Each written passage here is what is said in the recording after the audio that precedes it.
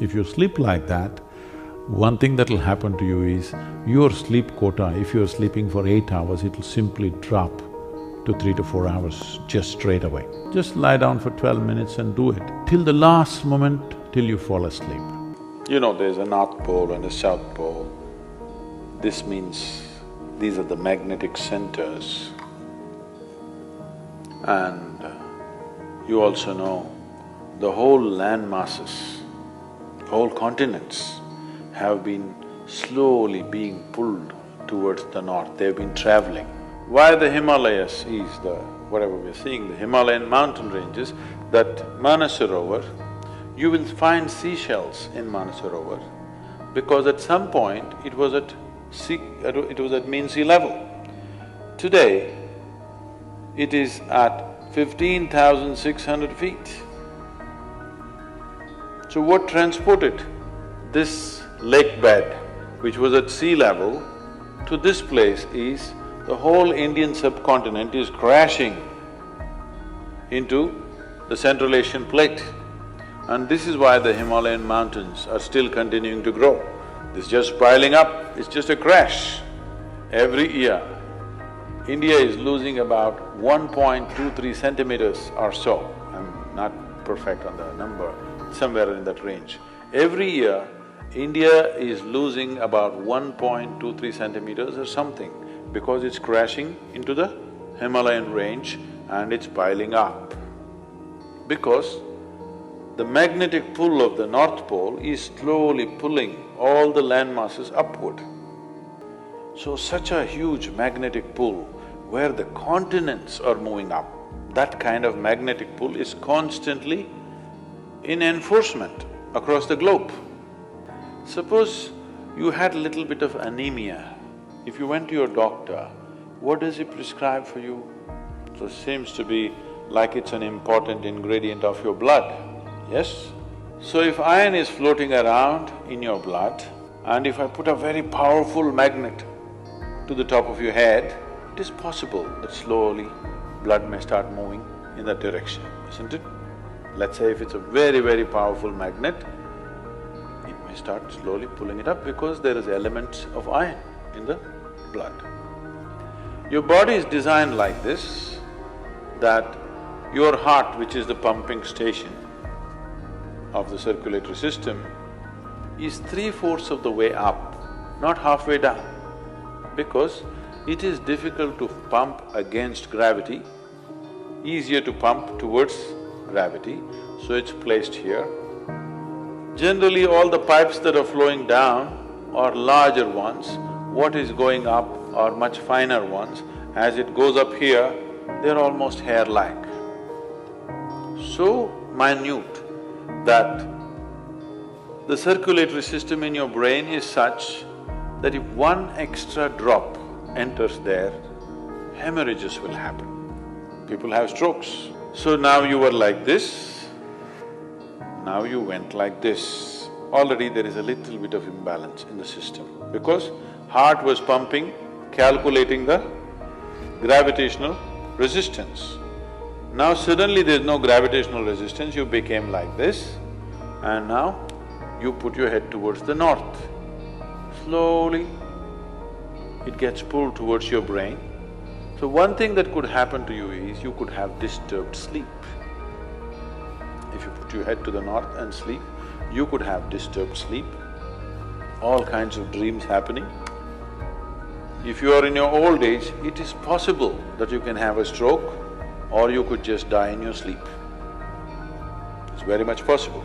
Not that if you sleep one day you will fall dead.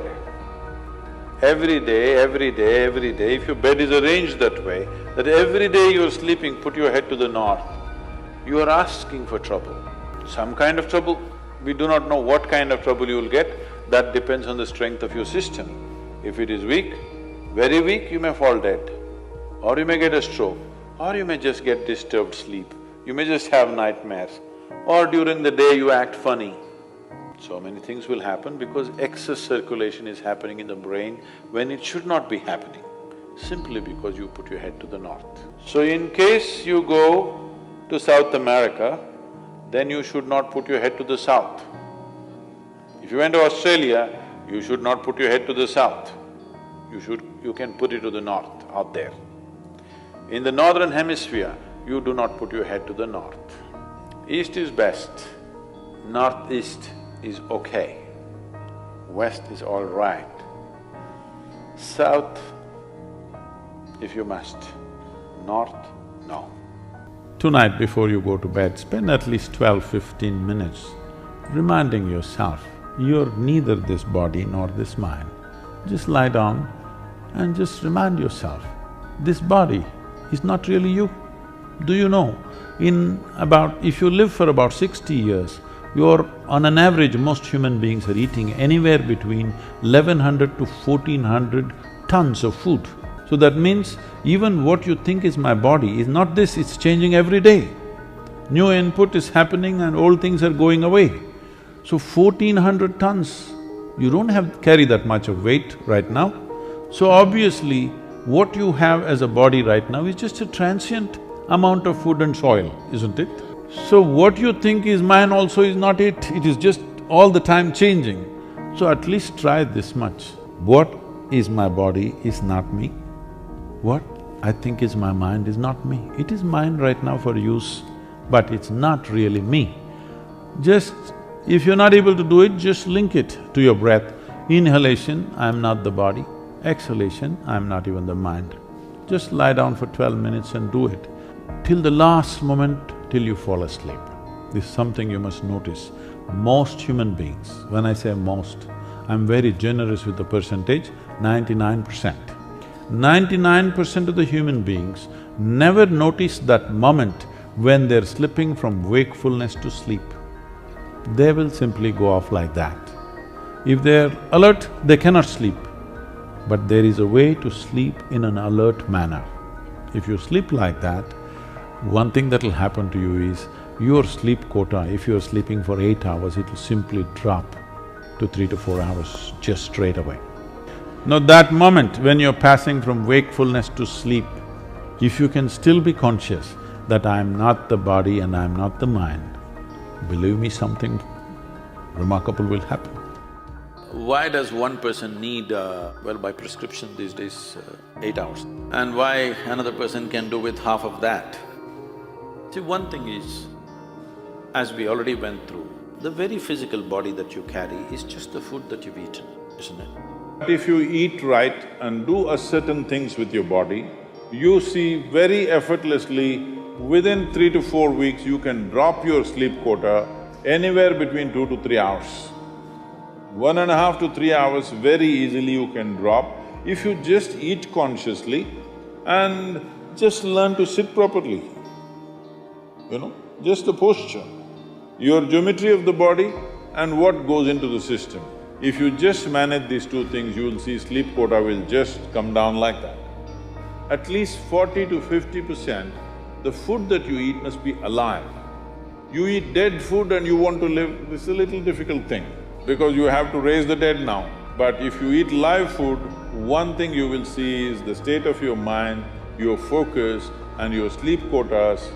And above all, staying awake is not good enough, you have to stay alert, isn't it?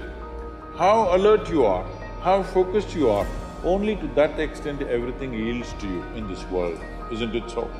If you eat a leaf, a vegetable, a fruit, a nut or a sprout, this is much simpler. If you must eat non-vegetarian food, you must eat that which is furthest away from you. So generally, fish and water life is furthest away from you. So if you must eat non-vegetarian food, fish is the best thing to eat that way.